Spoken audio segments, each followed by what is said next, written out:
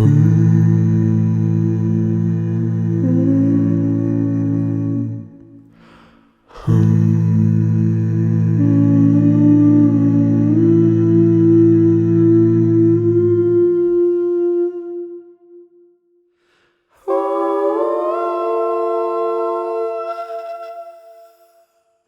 que je vais me souvenir de toujours, tu m'as dit hier, tu m'écoutes après, tu pourras aujourd'hui ma vie, jamais m'annoncer tout ce que je suis, ce que tu as, jamais les choses que j'ai dans le cœur, je sais ce que tu me racontes, mais ce n'est pas mes souvenirs, parce que je sais ton ancêtre. Alors, le tableau que j'ai choisi, c'est une peinture qui m'appartient, que j'ai produite en 2018 et elle s'appelle Promenade Souvenir. Tout l'acte de peindre, pour moi, c'est une manière de me ressaisir de mon monde et du monde dans lequel j'ai vécu et je vis actuellement. Donc, ce tableau, je l'ai présenté et je l'ai choisi parce que il crée une sorte de lien entre les voyages que j'ai effectués en Syrie en étant jeune avec mes parents, tous ces paysages syriens que j'aimais beaucoup, simplement évidemment ils ne sont pas de cette teinte aussi verte, mais la verdure c'est le présent dans lequel je vis et qui se sont soudés dans un acte de joie et de récréation, mais certainement inconscient. C'est une peinture joyeuse qui fait le lien entre mon lieu actuel de vie et le lieu de l'enfance, du souvenir, ce lieu qui me hante, dans lequel je suis toujours, même si je suis dans un présent différent. Concernant l'objet qui pour moi crée un lien ou c'est un souvenir de la Syrie, j'ai choisi encore une peinture que j'avais faite à l'âge de 23 ans pour mon projet de diplôme aux Beaux-Arts de Damas. J'étais partie des broderies que font les paysannes dans différentes régions de la Syrie sur leurs vêtements. Et ces broderies, pour moi, elles avaient quelque chose d'anthropomorphique. Et je les ai transformées. C'est à partir de ces broderies que j'ai créé des personnages et que j'ai installés dans un espace, un lieu vraiment de fête avec des signes qui indiquent la campagne syrienne avec cette espèce de petit âne qui est là. Et donc, en arrivant en France, en 1975, il était clair pour moi que je ne pouvais absolument pas faire ce type de peinture car il était intimement lié à mon ancrage en Syrie. Et c'est vrai que pendant longtemps, j'ai perdu l'inspiration. Et il était encore plus difficile à cause de la lumière, car ici, la lumière, elle est étouffée, elle est grise. Elle est pas. J'avais toujours l'impression que je devais traverser des épaisseurs pour arriver à la couleur. Voilà. Donc, c'était un très long cheminement pour vraiment me saisir d'une inspiration, d'une expression possible en France. J'ai quitté la Syrie définitivement en 82-83 pour des raisons familiales et aussi politiques, parce qu'il était étouffant de vivre là-bas. J'ai passé le concours CAPES pour devenir professeur d'art plastique.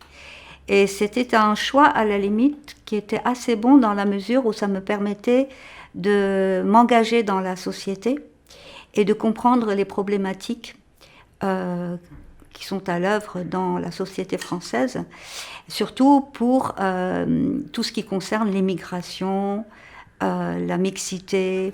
Un jour, j'ai un collègue d'un CPE qui m'a demandé pourquoi je n'avais pas la haine, comme il la ressentait chez certains élèves, et je lui ai dit tout simplement parce que moi je connaissais mes origines, et que pour moi, mon identité première en tant que syrienne et parlant l'arabe, ben, elle me donnait de la force et elle me permettait d'accueillir une deuxième nationalité, j'aurais envie de dire, et une deuxième identité et de mixer tout ça ensemble.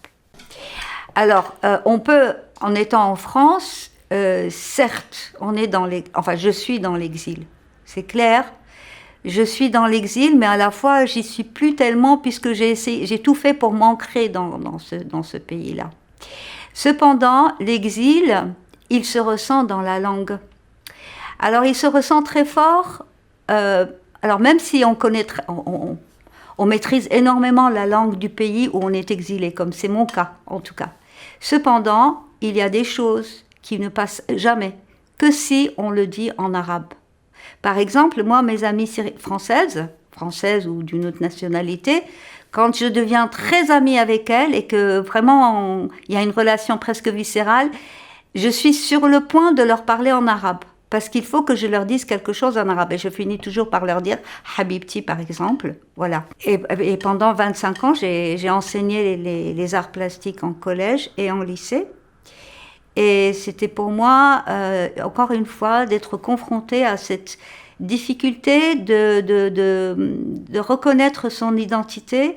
Enfin, pour mes élèves, certains élèves qui étaient d'origine, qui étaient de la troisième génération d'immigration d'origine africaine ou nord-africaine, je me rendais compte jusqu'à quel point il y avait cette problématique de l'identité.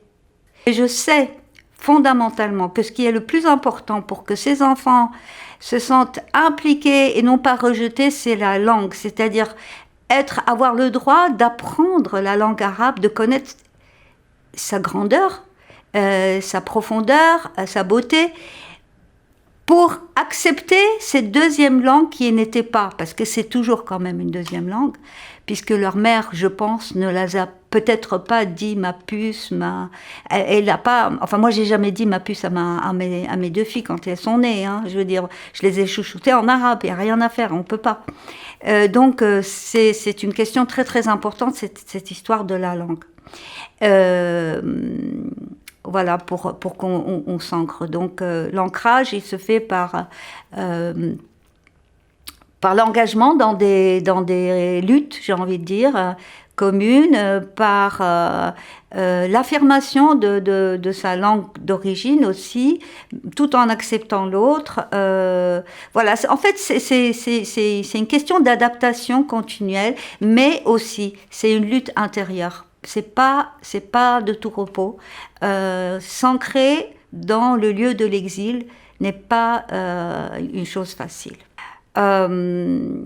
J'ai envie de parler un tout petit peu aussi du moment où, en 2011, il y a eu justement la révolution syrienne. C'était l'occasion pour moi en France de me relier avec énormément de Syriens qui étaient devenus ma deuxième famille. Et c'était très beau. Voilà. Donc, alors que jusqu'en 2011, c'est vrai que je fréquentais pas beaucoup de Syriens. J'étais complètement engagée dans la société et le lieu où je travaillais. Mais c'est une autre joie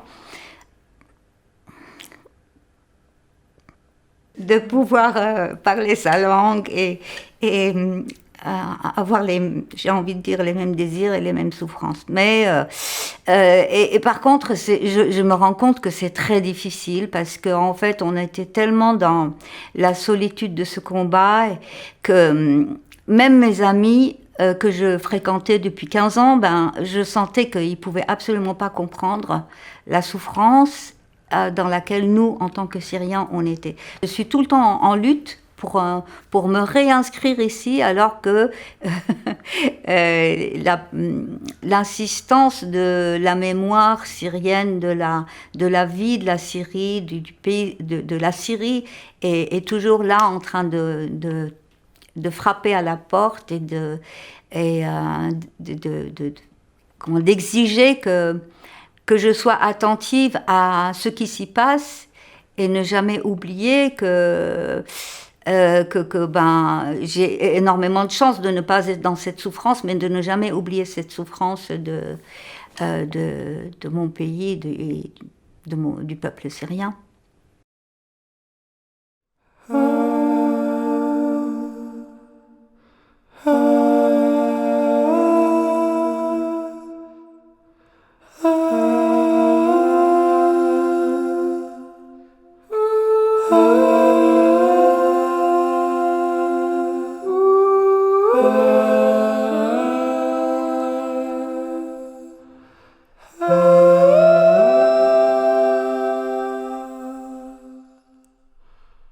Ah.